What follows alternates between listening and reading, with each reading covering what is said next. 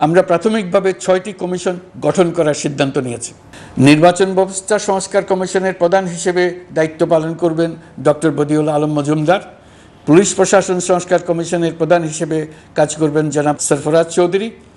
বিচার বিভাগ সংস্কার কমিশনের প্রধান হিসেবে দায়িত্ব পালন করবেন বিচারপতি শাহ আবু নাঈম মমিনুর রহমান। দুর্নীতি দমন সংস্কার কমিশনের প্রধান হিসেবে দায়িত্ব পালন করবেন ডক্টর ইফতেখারুজ্জামান। জনপ্রশাসন সংস্কার কমিশনের প্রধান হিসেবে দায়িত্ব পালন করবেন জনাব আব্দুল মুহিত চৌধুরী। সংবিধান সংস্কার কমিশনের প্রধান হিসেবে দায়িত্ব পালন করবেন ডক্টর শাহদিন মালিক।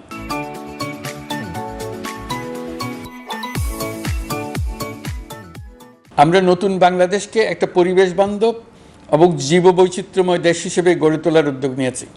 এটি তরুণদের আকাঙ্ক্ষা, আমাদের সবারই আকাঙ্ক্ষা। সেই লক্ষ্যে আমি প্রথমেই একটি ক্ষুদ্র পদক্ষেপ নিয়েছি।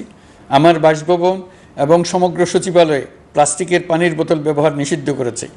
ইতিমধ্যে সুপার শপগুলোতে পলিথিনের শপিং ব্যাগ ব্যবহার বন্ধ করার উদ্যোগ নেওয়া হয়েছে। গত কয়েক দশকে যে পরিমাণ নদী দূষণ হয়েছে, আমরা তা বন্ধ করার উদ্যোগ নিয়েছি। আমরা সংস্কার চাই।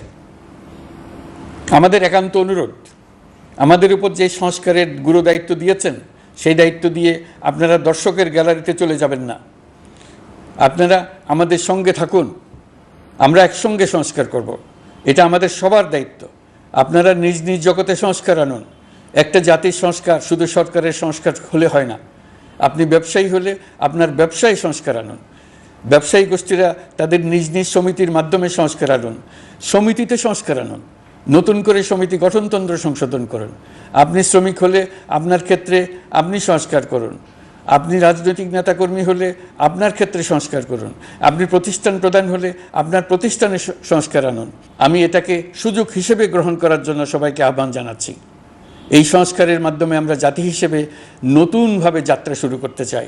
আমাদের এই যাত্রা আমাদেরকে পৃথিবীর একটা সম্মানিত জাতি হিসেবে প্রতিষ্ঠিত করুক, এটাই আমাদের সবার কাম্য, এটাই আমাদের সবার লক্ষ্য। গত এক মাসে আমি বেশ কিছু রাজনৈতিক দলের সঙ্গে পৃথকভাবে বসছি, তাদের সঙ্গে মতামত বিনিময় করেছি। তারা আমাদের উৎসাহিত করেছেন, ছাত্র শ্রমিক জনতার বিপ্লবের লক্ষ্যের প্রতি সমর্থন জানিয়েছেন, সংস্কারের কাজে পূর্ণ সহযোগিতার দেওয়ার আশ্বাস দিয়েছেন। আমি দেশের বিশিষ্ট সম্পাদক বৃন্দের সঙ্গে মত বিনিময় করেছি, তারাও সংস্কারের কাজে পূর্ণ সহযোগিতা দেওয়ার আশ্বাস দিয়েছেন। তারা বিভিন্ন বিষয়ে মূল্যবান পরামর্শ দিয়েছেন। সবার পরামর্শ নিয়ে এখন আমাদের অগ্রসর হওয়ার পালা। আমি বিশিষ্ট ব্যবসায়ীদের সঙ্গে বৈঠক করেছি, তাদের কাছে আমাদের সরকারের লক্ষ্যগুলো ব্যাখ্যা করেছি, তারাও আমাদের লক্ষ্যের সঙ্গে একমত প্রকাশ করেছেন। আপনারা জানেন, ছাত্র শ্রমিক জনতার ঐতিহাসিক জুলাই গণ অভ্যুত্থানের মুখে এবং হাজারো মানুষের আত্মদানের বিনিময়ে বাংলাদেশে ফ্যাসিস্ট সরকারের পতন হয়েছে। এই গণ অভ্যুত্থানের বার্তা ও আকাঙ্ক্ষা বাস্তবায়নের জন্য একটি অভূতপূর্ব সময় ও সুযোগ আমরা এর মধ্য দিয়ে অর্জন করেছি। এর বাস্তবায়ন তথা বাংলাদেশের ফ্যাসিজম বা স্বৈরতান্ত্রিক শাসন পুনরাবৃত্তির আশঙ্কা রোধ এবং জনমালিকানা ভিত্তিক কল্যাণমুখী জনস্বার্থে নিবেদিত একটি রাষ্ট্র ব্যবস্থা প্রবর্তনের লক্ষ্যে কিছু জাতীয় ভিত্তিক সংস্কার সম্পন্ন করা জরুরি হয়ে পড়েছে। উক্ত সংস্কার ভাবনার অন্যতম কেন্দ্রবিন্দু হচ্ছে সুষ্ঠু নির্বাচন ব্যবস্থা, সুশাসন প্রতিষ্ঠা করা। আমরা যেহেতু জনগণের ভোটাধিকার ও জনগণের মালিকানায় বিশ্বাস করি, সেহেতু নির্বাচন ব্যবস্থার উন্নয়নে আমাদের সংস্কার ভাবনায় গুরুত্ব পেয়েছে অধিক। আমরা মনে করি নির্বাচনের নামে সংখ্যাগরিষ্ঠতার একাধিপত্য ও দুঃশাসন মানুষের উপর চাপিয়ে দেওয়া বা এর মাধ্যমে এক ব্যক্তি বা এক পরিবার বা কোনো গোষ্ঠীর কাছে সকল ক্ষমতা কুক্ষিগত করে রাখার কোনো ক্রমেই গ্রহণযোগ্য নয়। এসব আশঙ্কা রোধ করার জন্য নির্বাচনের সাথে সম্পর্কিত নির্বাচন কমিশন সহ অন্যান্য প্রতিষ্ঠানগুলোর সংস্কারের কথা আমরা ভাবছি।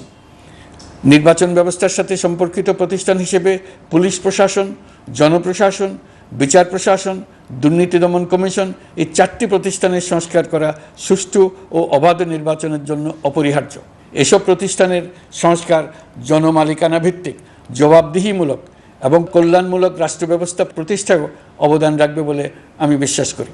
এর পাশাপাশি সমাজের সকল স্তরের মানুষের প্রতিনিধিত্ব ও স্বার্থ নিশ্চিত করার জন্য এবং জুলাই গণ অভ্যুত্থানের বার্তাকে প্রতিফলিত করার জন্য সাংবিধানিক সংস্কারের প্রয়োজন আমরা অনুভব করছি।